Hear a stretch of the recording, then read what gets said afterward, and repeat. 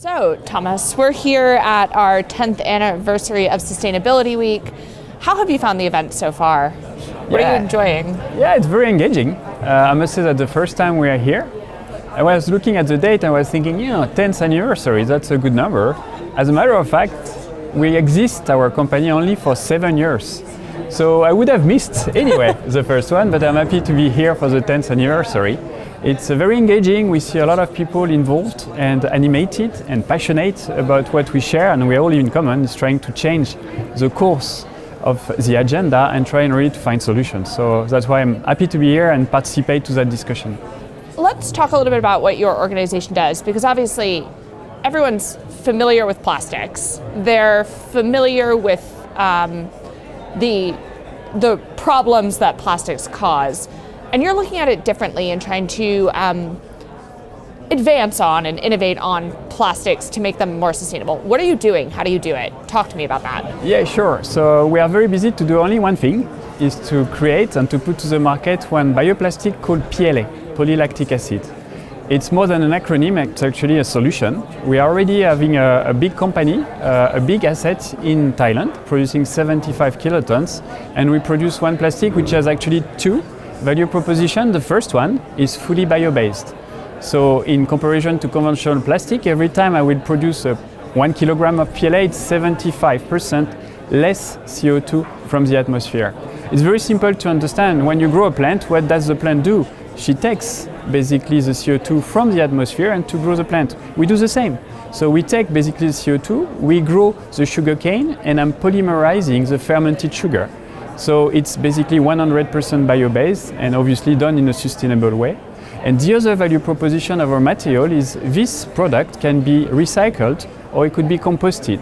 It could be mechanical recycle or it could be chemically recycled, or in some application we can also put it back in the compost. And what it is really is to give back the CO2 we captured to start with.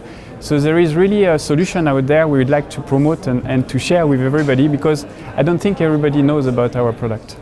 Where have you had success so far getting this product into the market? So where are you winning, so to speak? What we are trying to do is to explore where we could be basically adequate.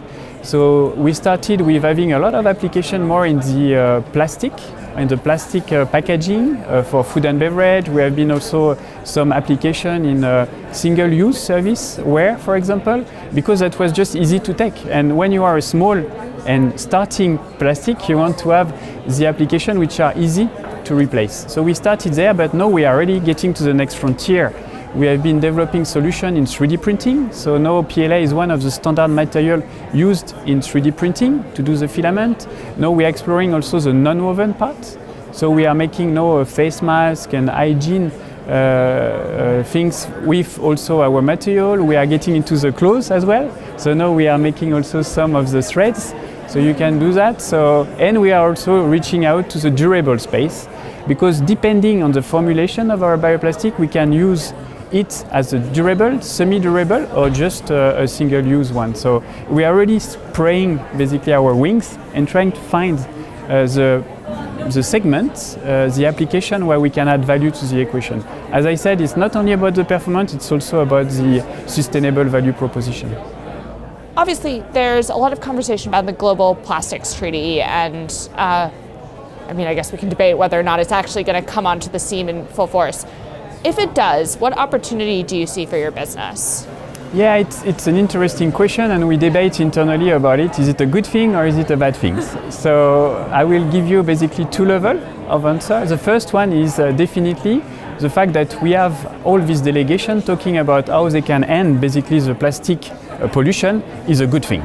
So I think in grand scheme of things, this is really what we want to talk about. How can we all together at the level of the globe trying to find a solution to that? Because we have basically two problems. The first one is basically the size of it. Every year we have about 400 to 500 million tons of plastic being put in the open, and we have about 80% which is left basically in the open. What I mean by that, you have about 8% which would be recycled globally, about 12% would be incinerated, so that's still 80% which are left in the open. And the problem with the type of plastic we have, it's basically going to accumulate. It's not going to go by itself. So we have the size and the type of plastic. With the plastic treaty, what they try to do is to regulate that, to try to see can we have an impact on the overall cycle of the plastic, on the production side, on what type of plastic we use, and also the waste of it. How do we treat the waste on the end of life? So I think these debates are good debates, and they can work. I give you another layer of answer to that question is where did it work, this type of binding legislation or binding regulations? You have two sides. First one is in Italy. At one point in their history, they decided to go with the packaging towards more compostability. They use basically the extended responsibility scheme in order to support the development of composters.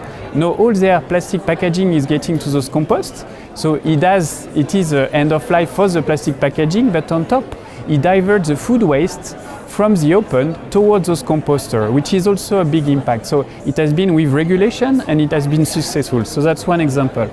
The other example is in China. They have basically the 5-year plan. In the 5-year plan, they support and promote the use of what they call biodegradable material. And it has been very successful it has helped them tremendously to reduce their carbon footprint. So these are two examples where regulation could help.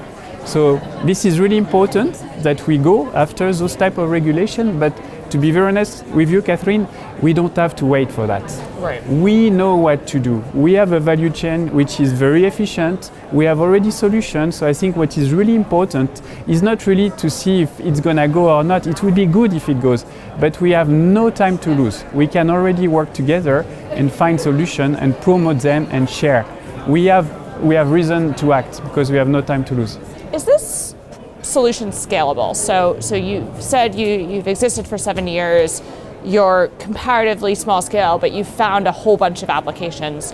Is it viable to think 5-10 years down the road, all of our plastic could be made in this way and could be bioplastic?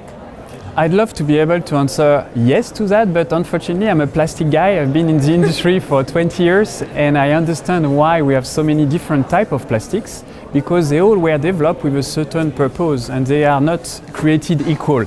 So what we need to do is to develop a new toolbox where you would have different type of plastic with a different type of value proposition, including the sustainability value proposition. This is what we are busy doing and this is what we need. So to answer straight to your question, we are growing. So I can give you two numbers to give you a perspective. The first one is from 2023 to 2028, the bioplastic capacity will grow by 300%. So this is really happening.